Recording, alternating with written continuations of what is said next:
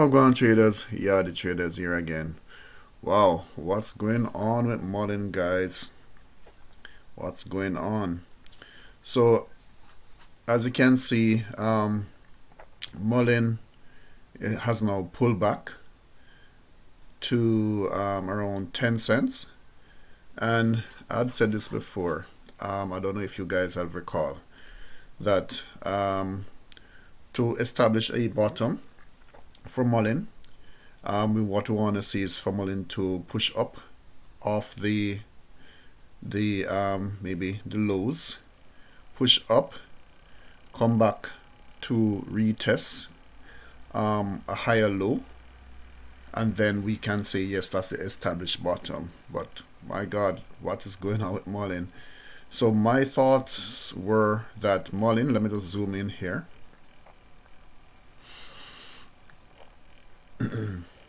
So my thoughts was that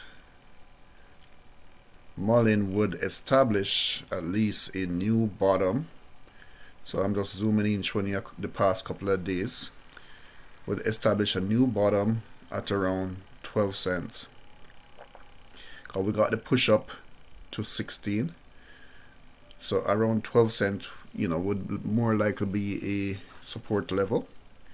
So look at what happened yesterday, guys. It fell through that little support. Well, it wasn't an established support as yet, because this is Mullen establishing just the different levels now. So we got the new high.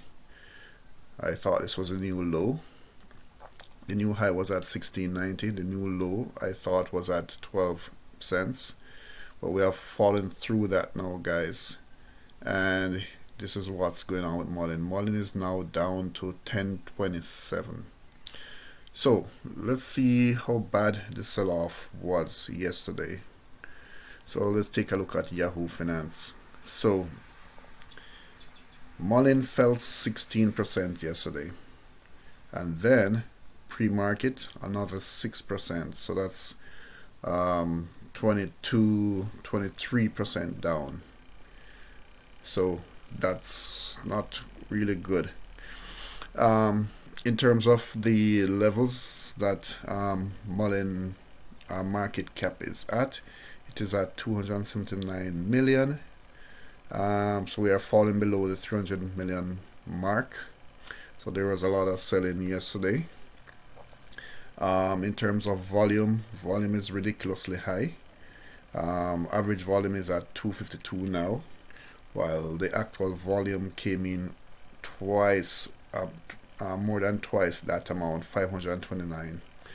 So the volume is ridiculous right now. So I guess you have a lot of sellers, a lot of buyers, but you have more selling pressure than buying pressure.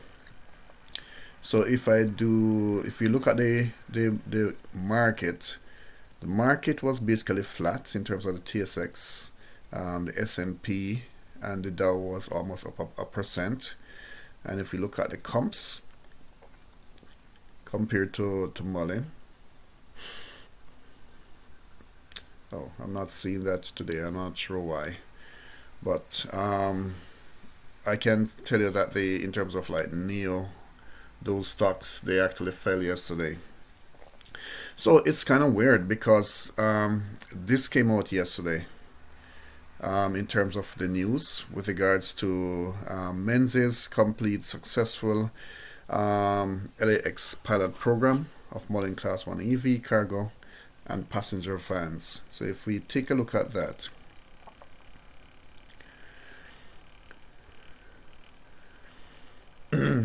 so this is in regards to the LAX pilot program. Proves successful with strong vehicle usage, 100% uptime with significant cost saving metrics. Product enhancement requested by Menzies in process to pursue fleet expansion. So that's pretty good news. Menzies tested Mullen Class 1 EV cargo van at Los Angeles International Airport, LAX. So the pilot program was pretty good. Let me skip over this part here. So the highlights was of the 60-day LAX pilot program was that 2 Class 1 EV vans were piloted at LAX airport and powered utilizing loop install level 2 chargers. The vans were utilized for transporting both equipment and crews throughout the pilot program. Over 1,500 miles were driven over the course of the pilot at LAX. Consistent performance with 100% uptime and zero maintenance issues. Estimated cost savings of 66% in electric versus the gas equivalent vehicle. And then estimated 83% reduction in CO2 emissions for EV vans compared to gas vehicle equivalent. So that's all pretty good news, guys.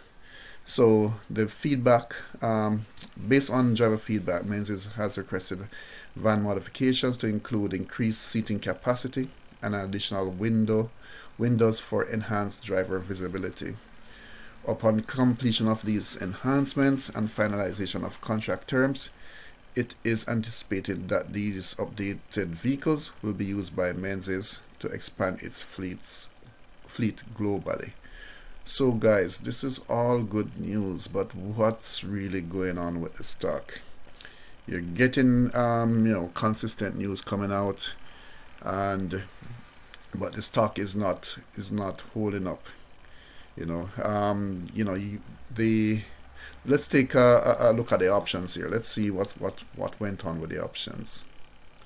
So the calls that came in was 32,000, which is a good amount, good level for Muln, while the puts were just 1,300, which is good.